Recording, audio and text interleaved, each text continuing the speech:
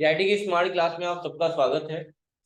और advance accounting की इस क्लास में हम देखने आ रहे हैं चैप्टर 2, जिसका नाम है account receivable and payable management के बारे में। Overall last day we are discuss about it कि पेबेबल की मतलब मीन्स क्या है, रिसीवेबल का मीन क्या है। तो ये सब बारे में काफी जिक्र हुआ था इस चीजों को लेकर। तो कॉमन सी बात है, सीधा सीधा, मैं बहुत ज्यादा लंबा नहीं ले जाऊंगा। सीधी सी बात है कि हम किसी को पेबेबल की बात यानी कि किसी को पेमेंट की बात की जा रही है कि हम किसी को पेमेंट कब करते हैं। तो जब हम परचेज करेंगे तो हम पेमेंट करेंगे। रिसीवेबल की बात कब होगी? जब हम किसी को सेल करेंगे तो हम उसे रिसीव करेंगे। सीधी सी बात है। तो वही बातें काफी इसमें ब्रॉड लेवल में दी हुई है। चलिए थोड़ा बहुत देख लेते हैं एक झलक। कह रहा है efficient management of a business require the systematic and maintenance of all transaction. मतलब बिजनेस को मतलब सही में यही देखा जाए तो सारे ट्रांजेक्शन को व्यवस्थित रूप से रिकॉर्ड करने की बात की जाती है। ठीक है। As a number of business the transaction increases it become very difficult. और जैसे ही आपके बिजनेस इंक्रीज होते जाते हैं, बढ़ता जाता है, उसका जो लेवल है एक्सपेंड होता जा रहा है, बढ़ता जा रहा है, तो उसमें ट्रांजेक्शन को रिकॉर्ड करना काफी जटिल काम होता है, कठिन काम होता है ना। इट बिकम वेरी डिफिकल्ट, मतलब बहुत ही एक कठिन काम, मतलब एक कठिन बन जाता है हमारे लिए। तो उसके लिए क्या क्या करना होता है, क्या क्या कठिनाइयां आती हैं क्या क्या करने में, जैसे कि to keep track creditor and debtor details, यानी कि अपने क्रेडिटर और डेप्टर की डिटेल्स को इकट्ठा करना, है ना। और क्या होता है, to keep track pending bill और ओवर ड्यू, मतलब कि जो हमारे ऊपर पेंडिंग है, हमको पेमेंट करना है वो, या हमारे ऊपर जो बकाया है। पेंडिंग बिल का मतलब ये है कि हमें जिसे पाना है, और ओवर ड्यू मतलब हमारे ऊपर जो बकाया है। इन दोनों को रिकॉर्ड करने का काम किया जाता है किसमें? पेबेबल या रिसीवेबल मैनेजमेंट के भीतर। ठीक है। कि हमें किसको देना है, पहली चीज तो क्रेडिटर और डेब्टर की डिटेल को मेंटेन करना, कि हमारा सप्लायर कौन है, हमारा कस्टमर कौन है, उसकी डिटेल को मैनेज करना। और दूसरा क्या होता है कि क्या हमारा क्या दिया था, पेंडिंग बिल है, और क्या मतलब हमारे ऊपर कितनी पेंडिंग बिल है और कितना ओवरड्यू है, कितना बकाया है। जैसे मान ली हमने आपको सामान भेज दिया, आपने पैसा नहीं दिया था, एक पेंडिंग है ना, आपने पैसा हमें प्राप्त नहीं, पेंडिंग बिल हो गया। ओवरड्यू मतलब बकाया है। हम हमारे ऊपर किसका बकाया है कि जिसे हमें देना है, अपने सप्लायर को देंगे। ये सब बातें होती है। बोल दो, 1 घंटा पढ़ते हैं मन लगा के। चलिए अगला है अकाउंट पेबेबल एंड रिसीवेबल के बारे में। तो सबसे पहले पेबेबल की बात करेंगे, अकाउंट पेबेबल का क्या होता है। कह रहे account payable is the amount payable to the supplier. Payable का मतलब ऐसा है कि जिसको पेमेंट करना है। अच्छा, आप पेमेंट किसको करेंगे? ओवरऑल अपने सप्लायर को करेंगे। फर्स्ट ऑफ ऑल कि अपने सप्लायर को हम पेमेंट करेंगे, यही बात यहाँ की गई है। और वेंडर, ठीक है, ये हमारी जो भी होगा, फॉर गुड्स और services provided on the credit, यानी कि हम पेमेंट उसको करेंगे जो, चाहे कोई आपका सप्लायर हो या कोई वेंडर हो, जिससे आपने क्रेडिट बेसिस पे यानी उधार के तौर पे सामान खरीदा होगा, है ना। उसको हम क्या करेंगे? पेमेंट करेंगे। आखिर आपको पेमेंट किसको करेंगे? अपने सप्लायर को या वेंडर को। वो भी कब करेंगे? जब हम उनसे उधार खरीदे होंगे या फिर सामान खरीदेंगे तो हम पेमेंट करेंगे। क्रेडिट बेसिस का मतलब उधार खरीदेंगे तो पेमेंट करेंगे। पेबेबल का मतलब जो होता है कि योग्य हो। पेबेबल का मतलब देखिए, पेमेंट में पेबेबल में अंतर है। पेमेंट में ये मतलब है कि जैसा सामान कर दिया तुरंत पेमेंट कर दिया। अब पेबेबल का मतलब होता है कि दायित्व तो बन रहा है कि सामान आज खरीद लिए, हम 2-4 दिन के बाद उसका पेमेंट करेंगे। तो वो पेबेबल कहलाता है, यानी जो देने योग्य हो। पेबेबल का मतलब क्या होता है? जो देने योग्य हो। और किसको देने योग्य हो, कब देने योग्य हो? जब हम क्रेडिट बेसिस पे किसी से कोई चीज लिए हो। क्रेडिट बेसिस का मतलब उधार। मैंने बताया था ना क्वेश्चन में, टर्म क्रेडिट आने का मतलब क्या होता है? उधार होता है। करें account payable is the credited in the book of account and it's reported currently liability. अब और जो भी ये सारी चीजें होती है पेबेबल होती हैं, वो आपकी दायित्व कहलाते हैं, लाइबिलिटी कहलाते हैं। क्या कहलाता है? भाई हम किसी से कर्जा लिए हैं, हमें देना है, वो हमारा क्या है? दायित्व है। ठीक है। करें in companies there will be different department and account. आपने देखा कि कंपनी वगैरह में अलग अलग तरह के डिपार्टमेंट होता है। कोई अकाउंटेंट का काम करता है, कोई एचआर है, कोई कुछ है। देखे ना। तो अलग अलग डिपार्टमेंट होते हैं। जैसे रिसेंटली हमने जब कल कंपनी बनाई थी तो 2 डिपार्टमेंट बनाए थे हमने, सेल्स टीम और टेक्निकल टीम के बारे में। वो दोनों क्या है? डिपार्टमेंट है। क्या है? डिपार्टमेंट। कह रहा है कि लार्ज बिजनेस हो या स्मॉल बिजनेस हो, दोनों में बात की गई है। जैसे कि बिजनेस ट्रैवल एक्सपेंस क्या क्या होता है इनमें, वो भी पेबेबल में कहलाता है। पेबेबल सिर्फ पेमेंट करने के लिए नहीं कहा जाता है। आप मान लीजिए आप मेरे एम्प्लॉई हैं, आप कहीं जा रहे हैं तो आपका खर्च कौन उठाएगा? मैं उठाऊंगा। आपके जो भी ट्रांसपोर्टेशन एक्सपेंस होंगे, फूड एक्सपेंस होंगे, उसकी जिम्मेदारी कौन ले? हम लेंगे। कंपनी तो वो अफोर्ड करती है। वो यहाँ तक कि जब आप अच्छा डील करते हैं, कंपनी के लिए काफी बेनिफिशियल साबित होते हैं, तो लोग कंपनी आपको ऑफर भी करती है, जाइए 1 महीना बैंकॉक टूर घूम के आइए, वगैरह वगैरह जो भी होगा। बड़ा हंसी आ रहा है आखिर, मजा आता है, कोई बात है क्या बैंकॉक से? हाँ, चलिए, हर चीज का डबल मीनिंग नहीं देखा जाता है, कभी कभी पॉजिटिव वे में भी चीजें बोली जाता है। अगला है इंटरनल पेमेंट, जो भी हमारे आंतरिक पेमेंट होंगे उनकी बात की गई है, या वेंडर वेंडर पेमेंट के बारे में बात की गई है, जो हमारे सप्लाई को देने होते हैं, ठीक है, ये सब की बात की गई है। डिफिनेशन क्या दिया हुआ है अकाउंट पेबल का, सुनिएगा। Account payable is any sum of money, और मतलब लगाया जाता है by the business to the supplier. यानी कि पेबल का मतलब क्या होगा कि कोई भी ऐसा अमाउंट जो हमें अपने सप्लायर के द्वारा जो चीजें दी गई है उस पर लगाया गया है, उस पैसे को देना क्या कहलाता है? पेबल कहलाता है। क्या कहलाता है? पेबल। ठीक है। और वो हमारी क्या कहलाती है? अगर जब तक हमने पेमेंट नहीं किया, वो हमारी क्या है? एक लाइबिलिटी कहलाती है। क्या कहलाती है? जैसे एक दिन मैंने कहा था आपको कि अगर मैं सर से एडवांस पैसा ले लेता हूँ, उसका सर अगर हम मुझे एडवांस सैलरी देते हैं, तो मेरे लिए क्या हो जाएगी? लाइबिलिटी हो जाएगी। क्या हो जाएगी? क्योंकि अब मेरा दायित्व ये बनेगा, या तो हम पुष्कर सर के वहां काम करके पैसा कटवाएंगे, या फिर उनको पैसा वापस करेंगे, ये हमारा दायित्व बनेगा। लेकिन पुष्कर सर के लिए क्या होगा? वो उनके लिए एसेट्स कहलाएगा। उन्होंने एडवांस दे दिया तो क्या कहलाएगा? उनके लिए एसेट्स कहलाएगा, लेकिन मेरे लिए लाइबिलिटी। आप परचेज करते हैं तो आप परचेज में एंट्री करते हैं, लेकिन जिससे परचेज किया वो किस में एंट्री करेगा? वो सेल्स में एंट्री करेगा, है ना? मतलब काम दोनों को करना है, काम दोनों को करना है। आप परचेज में एंट्री कर रहे हो, वो सेल्स में एंट्री करेगा। आप सेल करेंगे तो वो परचेज में एंट्री करेगा, आप सेल में एंट्री करेंगे। तो ये कॉन्सेप्ट चलता रहेगा, है ना? व्हेन यू बाई गुड्स और service with an arrangement to pay later, मतलब कि जब भी आप कोई सामान या सर्विस परचेज करते हैं और यह अरेंजमेंट करते हैं, ये व्यवस्था करते हैं कि भैया आपका पेमेंट हम कुछ दिन बाद करेंगे, लेटर का मतलब बाद में, तो ऐसे कंडीशन में such amount till paid refer to account payable, ऐसे अमाउंट को क्या कहा जाता है? अकाउंट पेबल कहा जाता है। मैंने कहा ना, तत्काल दे देंगे पेमेंट हो गया। पेबल का मतलब देने योग्य होता है। वो कब होता है? कि आपने कोई सामान लिया और पेमेंट नहीं कर पाए, तो क्या कहलाएगा? पेबल कहलाएगा। ये संजीव, तो समझ में आ गए बाबू ये क्या मतलब है इसका? पेबल का मतलब क्या? क्रेडिट बेसिस पे हम कोई चीज उधार ले रहे हैं, और क्या एग्रीमेंट कर रहे हैं कि हम भैया इसका पेमेंट बाद में करेंगे, वही क्या कहलाता है? पेबल कहलाता है। जो आपकी क्या है? एसेट्स की लायबिलिटी, लायबिलिटी जो भी देना है आपको, 10 से देना, 10 से दायित्व, तो दिमाग में सेट कर लीजिए। और जो प्राप्त हो गया है वो एसेट्स, है ना? अब कह क्या इसकी इंपॉर्टेंस, महत्व क्या है? कह रहे एनी बिजनेस वेदर मैन्युफैक्चरिंग और ट्रेडिंग, जो भी है, मतलब कि चाहे हम मैन्युफैक्चरिंग वाले बिजनेस की बात करें या व्यापार जो करते हैं उनकी बात करें, दोनों की बात है।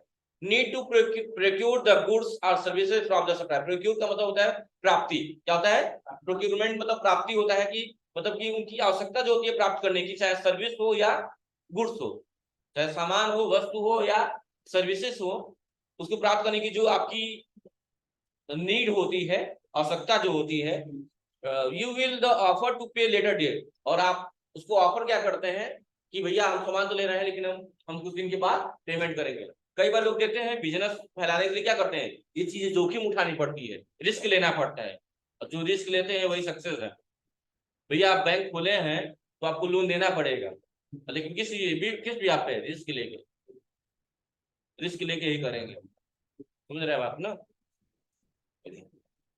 आप सोचिए, जब भी ट्रेन में टिकट कराया जाता है तो 0.3 पैसा आपका इंश्योरेंस का चार्ज कटता है। अब ट्रेन का डेली एक्सीडेंट होता है? नहीं, कभी कभार। और ये हमेशा चल रहा है आपका 35 पैसा हर पर्सन के पीछे इंश्योरेंस चार्ज लग रहा है ट्रेन में। आपका बीमा हो रहा है एक दिन का 35 पैसा में। अब पता नहीं कितने उपभोक्ता, लगभग 1 करोड़, 3 करोड़, 4 करोड़, एक दिन की कमाई कितनी, तो महीने की कितनी, और साल की पकड़ लीजिए। और गवर्नमेंट बस 35 से पैसा ले रही है। समझ रहे हैं ना? तो बहुत है। कई बार हम जो चीजों को देखते हैं आंखों से, वो हर बात नहीं होता चीजें। जैसे एक मूवी आई थी, 32 गोल मीटर चालू, देखा था आपने? उसमें एक लाइट को लेकर जिक्र किया गया। सही बात है, जो लाइट देखते हैं रेड में ब्लिंक करती है, वो सिर्फ कंपनी के लिए है, और कुछ नहीं, आपको चुटिया बनाने के लिए, और कुछ नहीं।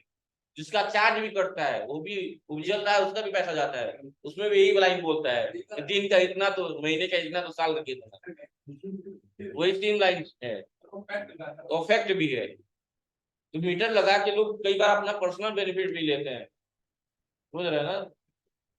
इसलिए लोग तैयार रहते हैं अलग अलग मीटर लगाने के लिए फटाफट, उनको पैसा मिल जाता है, हर मीटर के पीछे अच्छा तक फायदा कमा लेते हैं, समझ रहे हैं ना, तो बातें हैं। नेट नेक्स्ट उसका क्या कर रहा है इंपॉर्टेंस में ना,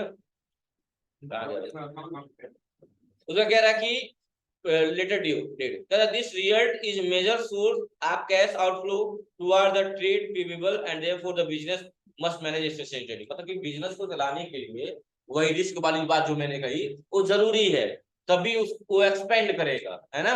अपने कस्टमर को बढ़ाने के लिए क्या करना पड़ेगा, हमें नगद के साथ साथ उधार भी देना पड़ेगा, तब जाके हमारा बिजनेस क्या होगा, ब्रॉड लेवल पे एक्सपेंड होगा, ठीक है, विस्तृत होगा। तेरा while account payable part short term liabilities need to the honoured with the specific date, उसमें क्या होता है एक शॉर्ट टर्म की बात की जाती है, मतलब आज पेमेंट लिए तो आप ही नहीं कहेंगे 10 साल बाद देंगे, बहुत होगा तो 1 महीना या 10 दिन, तो शॉर्ट टर्म लायबिलिटीज की बात की जाती है यहाँ पे, लॉन्ग टर्म लायबिलिटीज की बात नहीं की जाती है यहाँ पे, है ना। नहीं तो क्या करेगा आदमी, लॉन्ग टर्म लगाएंगे तो लोग क्या करेगा, ब्याज लेगा आपसे, यही करेगा ना। या कई बार दुकानदार क्या करता है, आपको डिस्काउंट दे देता है ताकि आपसे पैसा जमा कराने के लिए, जैसे यहाँ नहीं होता है कि एक बार पूरा पेमेंट करिए 10% डिस्काउंट मिल गया तो आपको तो लग गया, लेकिन सोचिए वो पैसा आपके खाते में बने रहेगा तो लगभग उतना कमा लेंगे, या कहीं ब्याज में लगा दिए तो उतना कमा लेंगे, लेकिन इकट्ठा उतना दे दिए 10% कमाए, लेकिन उस संस्था का बेनिफिट हुआ क्या, पूरा पैसा आ गया, अब भगे रहे कोई रिस्क नहीं है, समझ रहे हैं, रिस्क खत्म हो गया, सिर्फ उसने 10% लेके आपसे बहुत कुछ एब्जॉर्ब कर लिया, और आपको लगा कि हम 1500 बचा लिए, लेकिन 10 महीने में जो पैसा देने वाले थे वो आपने 1 महीने में दे दिए, 9 महीने का कितना ब्याज हुआ जोड़ लीजिए आप। तो बहुत सारी चीजें हैं, लोग गुमराह करते हैं, तो डिस्काउंट देने का पर्पज यही होता है, कहीं की भी बात कर रहा हूँ, यही मकसद होता है कि 1500 रुपया कम करके आपसे सारी चीजें कलेक्ट करा रहे, है ना। Account payable involving carrying cost not just additional charge for delay payment due also, मतलब कि जो अकाउंट पेबल में होता है उसमें खाड़ी का चार्ज जोड़ा जाता है, लेकिन नॉट एडिशनल, कोई एडिशनल चार्ज नहीं जोड़ा, मतलब वही ब्याज नहीं लिया जाता है, जैसे आपने 30 दिन टाइम ले लिया, 30 दिन या 15 2 महीना जो भी है उसमें पेमेंट नहीं है तो दुकानदार आपसे कभी ब्याज वो नहीं लेते, लेकिन वही सोना वोना ले लें, गोल्डन चीजें लें तो आपको टाइम दे देगा, लेकिन आपसे वो क्या करेगा, ब्याज मिलेगा, है ना, वो सारी चीजें। अब प्रोसेस क्या है, वही पेबल के प्रोसेस दिए हुए हैं कि क्रेडिट पॉलिसी को सप्लायर पे क्या करना, डे अलाउ करना, डिले पेमेंट चार्ज करना, कैश डिस्काउंट देना, कैश डिस्काउंट क्यों देना, ताकि आप अर्ली पेमेंट कर ले, अर्ली मतलब जल्दी से, शीघ्र अतिशीघ्र पेमेंट कर ले, इसीलिए लोग क्या करते हैं, डिस्काउंट भी समझाया है जो पर टर्म कि आपको 15,000 जमा कराने का क्या दिया जाता है कि भैया आप एक बार में जमा कर लेंगे तो 1500 डिस्काउंट दे देंगे, आपने 1500 पाने के लिए 13,500 जमा कर दिया, ये डिस्काउंट क्यों दिया गया, मैंने इसलिए दिया ताकि आपसे मैं अर्ली पेमेंट करा लूं, अर्ली मतलब शीघ्र अतिशीघ्र अपने पेमेंट को जमा करा लूं, ये सारे प्रोसेस दिए गए हैं, ये पेबल के प्रोसेस है, तो पहले पेबल का ही काम करेंगे, इसमें दिया हुआ है कि सिर्फ इंटरनेशनल पे काम करना है, तो देखो यहाँ समझाया है, एक क्वेश्चन एक भी करना नहीं है, लेकिन कंपनी में एक भी क्वेश्चन करना नहीं है इसमें से, कह रहा है purchase goods on credit ₹20,000 from टीके ट्रेडर्स, यानी कि 20,000 का सामान खरीदा गया है किससे, टीके ट्रेडर्स से, किस बिहाफ पे, उधार, क्रेडिट मतलब उधार, किसको, 1 जून को, and the amount ₹20,000 due on 15 जून, 1 जून को खरीदे हैं, और कब वादा किया गया देने का, 15 जून का वादा किया गया है, तो वही इसकी एंट्री क्या बनेगी, तो पहला चीज परचेज हो रहा है तो पहला अकाउंट क्या बनेगा, परचेज का बनेगा, और परचेज क्या अकाउंट इसलिए बना रहे हैं क्योंकि हमें पता नहीं चल रहा है कि हम क्या खरीद रहे हैं, क्योंकि गुड्स दिया है, गुड्स का मतलब सामान, क्या खरीद रहे हैं पता ही नहीं चल रहा है, देखिए परचेज के अकाउंट तब तक बनाते हैं जब तक हमें इस बात का ज्ञान नहीं है हम क्या खरीद रहे हैं, लेकिन जब हम हमें जब भी इस बात का ज्ञान होने लगता है कि हम purchase furniture, purchase machinery, purchase computer, तब परचेज का नहीं तब कंप्यूटर फर्नीचर या मशीनरी का बनाते हैं, समझ रहे हैं ना बात, ये बात दिमाग में रखे रहिएगा, कई बार बताया गया, और उधार खरीदेंगे तो उधार में क्या होता है, पार्टी का नाम लिखते हैं, और नकद रहेगा तो कैश लिखते हैं, तो यहाँ उधार का है तो उधार में पार्टी का नाम क्या दिया है, देखिए यहाँ बनाया गया परचेज और टीके ट्रेडर्स बनाया गया,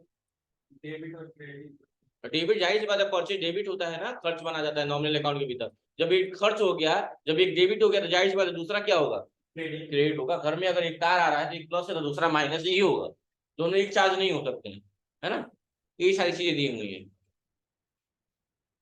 अब ठीक ऐसे ही रिसीवेबल के बारे में समझाया है, हाँ रिसीवेबल के बारे में समझाया है, अब समझिए क्या दिया हुआ है। कह रहा है कि account receivable it is the amount due from the customer. ये कैसा अमाउंट है? वो बकाया अमाउंट है जो कस्टमर के द्वारा बकाया लगाया गया है। कस्टमर कब हुआ? जब हमने कोई चीज सेल किया, है ना। कर्सन फॉर गुड्स सोल्ड सर्विसेज रिटेंडेड, मतलब कि चाहे वो ड्यू हुआ क्यों? जब आपने कोई सामान, वस्तु या कोई सर्विस बेचा तो कस्टमर ने खरीदा और आपके ऊपर क्या हुआ? ड्यू लगा दिया। वही बाद में देंगे, उसके बारे में क्या है। Account receivable refer to the amount that the company entitled to receive from the customer, यानी कि ऐसा अमाउंट है जो आपको किससे प्राप्त करना है? अपने कस्टमर से प्राप्त करना है। और ये क्यों आपको प्राप्त करना पड़ रहा है बाद में? क्योंकि जब आपने सेल किया था तो किस बेसिस पे किया था? सोल्ड ऑन क्रेडिट, यानी उधार किया था। कैसा किया था? उधार किया था। इन अदर वर्ड, यानी दूसरे शब्दों में ये कह सकते हैं, it is the amount that your customer और you in respect of the contractual obligation. मतलब कि यह कह सकते हैं कि रिसीवेबल का मतलब ये हुआ कि यह पैसा आपके कस्टमर के द्वारा आप पे लगाया गया है, मतलब ले गया है, लगाया गया है, जो आपको प्राप्त करना है। कब? जब आपने कोई चीज सेल किया उसको, तो तब कस्टमर की बात बार बार जिक्र की जा रही है, याद रखिएगा। इंपॉर्टेंस क्या दिया हुआ है? Management of receivable refer to planning and controlling the डेब्ट और बाय द कस्टमर, यानी कि इसका रिसीवेबल का एक प्रोसेस भी होता है जिससे ये भी मैनेज किया जाता है, प्लानिंग की जाती है कि पैसा जिसको दिए हैं वो डेब्ट ना हो जाए। डेब्ट मतलब डूब ना जाए, डूब ना जाए, बैड डेब्ट जिसे बोला जाता है, वो पैसा डूब ना जाए, है ना। ये सारी चीजें दी गई हैं ओवरऑल, ठीक है। बाकी आप समझदार हैं, समझ जाएंगे। अब इसमें भी एक क्वेश्चन दिया हुआ है कि सोल्ड किया है, उधार किया है, तो सेल्स क्रेडिट होता है और उधार डेबिट कौन होगा? या तो पार्टी का नाम या तो कैश। तो क्वेश्चन में उधार की बात की है तो पार्टी का नाम ही तो होगा। बस ये है। देखिए दो नियम मैं बार बार कहता हूँ, रामबाण रामबाण, वो हमसे याद रखिएगा। जब भी परचेज की बात आएगी, परचेज में क्या करेंगे? डेबिट कर देंगे। क्रेडिट कौन होगा? या तो कैश होगा या पार्टी का नाम। ये बताया थे ना आप लोगों को तरीका, ठीक। ऐसे सेल्स में होता है, सेल्स में उल्टा हो जाएगा। डेबिट कौन होगा? या तो कैश डेबिट होगा या पार्टी का नाम डेबिट होगा। और क्रेडिट कौन होगा? टू सेल्स होगा। समझ में आएगा नहीं? ये तो कॉन्सेप्ट अगर याद कर लेंगे ना, कोई क्वेश्चन ऐसा नहीं होगा जो आपसे छूट जाएगा, ये मैं गारंटी दे रहा हूँ। अगर ये दो रामबाण याद कर लिए, सारी कहानी खत्म। यहाँ तक कि ये सिंपल नहीं, कंपाउंड पे भी अप्लाई हो जाएगा भैया, ठीक है। ये दिमाग में रखिएगा। अब बिल वाइज एंट्री का क्या मतलब क्या है? कि अगर आप किसी को पेमेंट दे रहे हैं या किसी से पेमेंट प्राप्त कर रहे हैं तो किसी ना किसी बिल के द्वारा ही प्राप्त करेंगे, यानी सामान खरीदे होंगे, बेचे होंगे तभी। समझ आ रही बात ना? ये दिमाग में रखिएगा। चलिए, तो बेसिकली हमें क्या करना है? कंपनी बनाना है। कंपनी हम लोग कल बना चुके हैं और आइटम बना लेने हैं। क्या बना लेना है? आइटम बना लेना है। इसमें भी क्या करना है आपको? टैक्स जीएसटी को टैक्सेबल, मतलब जीएसटी को इनेबल नहीं करना है, और आपको आइटम बनाने हैं। और क्वेश्चन यहाँ से स्टार्ट होगा परचेज से। परचेज से क्वेश्चन कल देखा जाएगा। आज सबसे पहले आप क्या करेंगे? सारे आइटम बना लीजिएगा। क्या कर लीजिएगा? आइटम। आइटम बनाने का तरीका क्या था? उस दिन क्या क्या बनाया था हम लोग? बस यही नॉर्मल बनाया था ना। अभी स्टॉक वो बना था, ग्रुप बना था। कैटेगरी वैटेगरी की कुछ नहीं बनी है। चलिए वो भी बना लिया जाए। पहले चैप्टर आप लोग के पास होगा ही। पहले चैप्टर है ना आप लोग के पास? ओपन करिए उसका स्टार्टिंग वाला।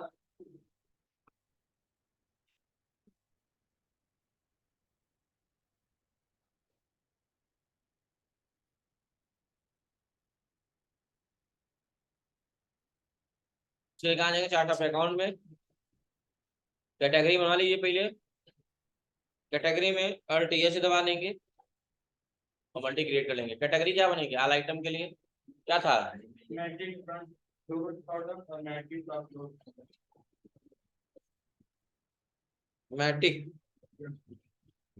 फ्रंट लोड पाउडर था। और मैटिक आगे पढ़ना पलटी है, उसके बाद क्या दिया है? वॉशिंग मशीन में क्या दिया हुआ है? वॉशिंग मशीन वाले में देखिए केवल मैटिक फ्रंट लोड और मैटिक लोड ये लिखा है, यानी फ्रंट लोड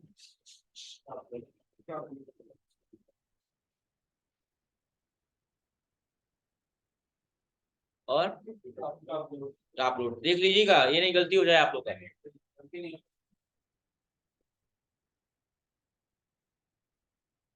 देख रहे हैं ना, प्राइमरी और एक्सेप्ट कर लेंगे बस। अब क्या बनाएंगे, यूनिट बनी गया है, गोडाउन बन गया था, गोडाउन बना लीजिए। अभी गोडाउन नहीं बनाया, और टेस्ट करिए गोडाउन क्या क्या बनाना था।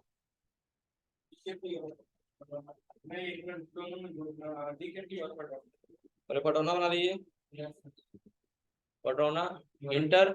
अब बैक स्पेस दबा के क्या दबाएंगे, कंट्रोल आई दबाएंगे फॉर मोर डिटेल। देखिए क्या दिया था, हैशटैग लिखा था ना, याद आ रहा है, बताइए हैशटैग ए डैश 37 क्या दिया था, गोडाउन का क्या दिया होगा, देखिए दिखा होगा, वरना पलट लीजिए। नहीं दिया है, नहीं नोट दिए हम निकाल लें तुरंत। हैशटैग हाँ ए, एक मिनट दिए, ए डैश 272 स्टेशन रोड,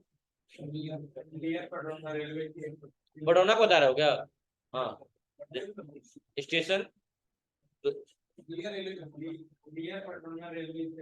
हाँ देखो पटौना रेलवे स्टेशन लिख दीजिए, पटौना बस इतना लिख दो, पटौना बस इतना लिख दीजिए रेलवे स्टेशन।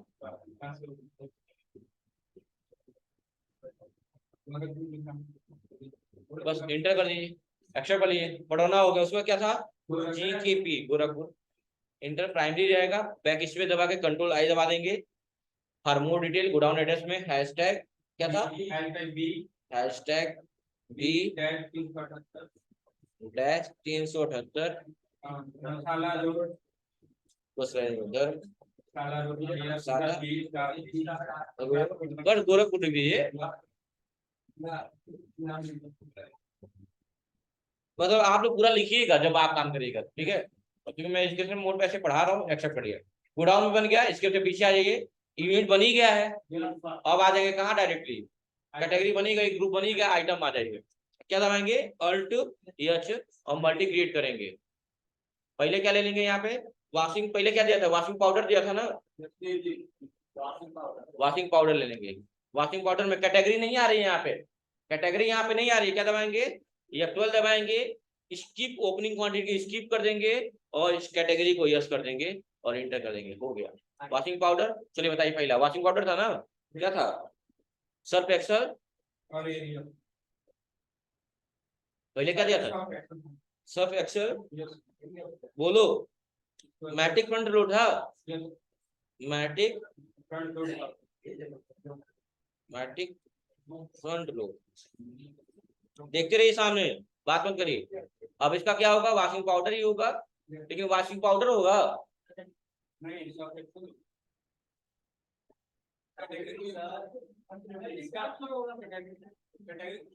कैटेगरी तो हो जाएगा, लेकिन अंडर वॉशिंग पाउडर रहेगा कि सर्फ एक्सल रहेगा, सर्फ एक्सल रहेगा ना, तो यहाँ जो वॉशिंग पाउडर लिए हैं, यहाँ क्या ले लीजिएगा, सबसे पहले सर्फ एक्सल एक ही करके बना लिया जाए, क्यों, हाँ सर्फ एक्सल कर ले, वॉशिंग मशीन नहीं, सर्फ एक्सल की ओर, ठीक है।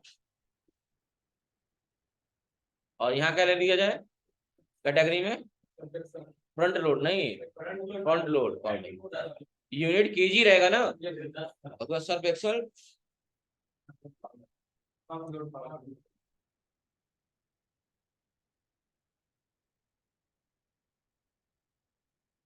पाउडर, सर्फ एक्सल ही रहेगा, और यहाँ क्या ले लेंगे, टॉप लोड हो जाएगा, और यहाँ केजी रहेगा, सर्फ एक्सल का हो गया। अब एक्सेप्ट कर लीजिए, फिर कंट्रोल एस दबाइए, अल्ट एस दबाइए, अच्छा बना लीजिए एरियल का, बना लीजिए एरियल का, क्या था वही एरियल मैटिक फ्रंट लोड, और यहाँ पे कैटेगरी नहीं आ रही ना, F12 दबाइए, यस यस, और कैटेगरी ले लीजिएगा यहाँ पे, और क्या है केजी रहेगा ना, और एरियल,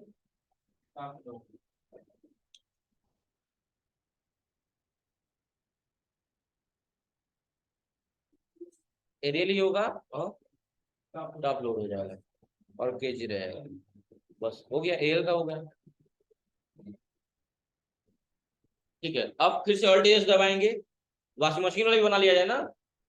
हाँ, वॉशिंग मशीन वाला भी बना लिया जाए ना। तो ये पहले एलजी वॉशिंग मशीन बना लिया जाए। तो एलजी में कितना था, लगभग 4 था।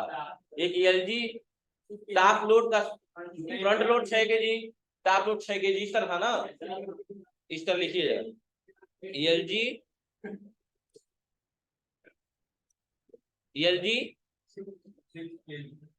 6 kg। पहले टॉप लोड लिख लीजिए, कोई दिक्कत नहीं है। टॉप लोड, इसमें कैटेगरी नहीं है, कैटेगरी लेना पड़ेगा या प्लस से। हाँ करना पड़ता है बाबू, हर में अलग अलग ना। हाँ जाइए, क्या करना, जाने वाले कौन होता है, जाइए। टॉप लोड, टॉप लोड ले लेंगे, यूनिट नॉस रहेगी ना। एलजी 6 kg टॉप लोड, लेकिन वॉशिंग मशीन भी लिखना है ना, सॉरी, वॉशिंग मशीन जरूर लिखेंगे, क्योंकि ड्रॉबैक मान लिया जाएगा अगर अगर नहीं करेंगे तो।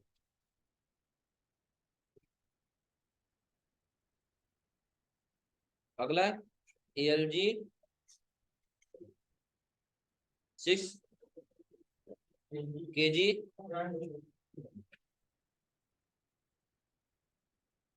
Front load washing machine, LG रहेगा, और यहाँ क्या लेंगे, फ्रंट लोड ले लेंगे, और यहाँ नॉस ले लेंगे। उसके बाद से फिर से एलजी का 8 kg, LG 8 kg top load washing machine, top load ले लेंगे, नॉस ले लेंगे, और ऐसे ही एलजी 8 kg फ्रंट लोड, और यहाँ पे फ्रंट लोड ले लेंगे, और यहाँ नॉस ले लेंगे, यानी एलजी का भी हो गया। हाँ, अब ऐसे कैसे बना लेंगे, अल्ट ए से दबा के सैमसंग का भी बना लेंगे। क्या लेंगे, सैमसंग, नहीं इसमें भी उतना ही होगा, बराबर बराबर रहता है। ये F12 लगा के पहले ही इनेबल कर लीजिए, yes inter, yes inter control reception, और आइटम का नाम क्या है, सैमसंग है ना, Samsung, Samsung 6 kg top load WM, और यहाँ लेंगे टॉप लोड, तो टॉप लोड टॉप ही लोड है। और यहाँ पे से सैमसंग, अरे 8 kg दवा नहीं है क्या, नहीं सर,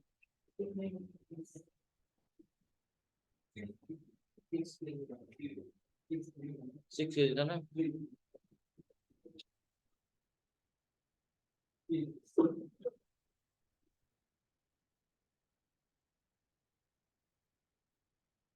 देखिए जी, चलो, और इसमें क्या होगा, समझे, नहीं नहीं 6 kg पर लिखिए, 6 kg बना लीजिए, हाँ 6 kg फ्रंट लोड WM ना, WM जरूर लिखिएगा, WM, और यहाँ ले लेंगे फ्रंट लोड, यहाँ ले लेंगे नॉन। अब ऐसे 8 kg वाले लिख लीजिए, सैमसंग 8 kg का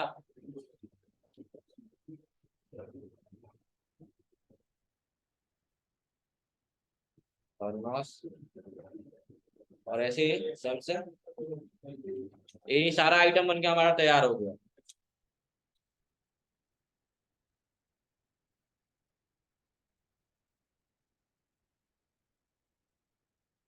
देख रहे हैं ना,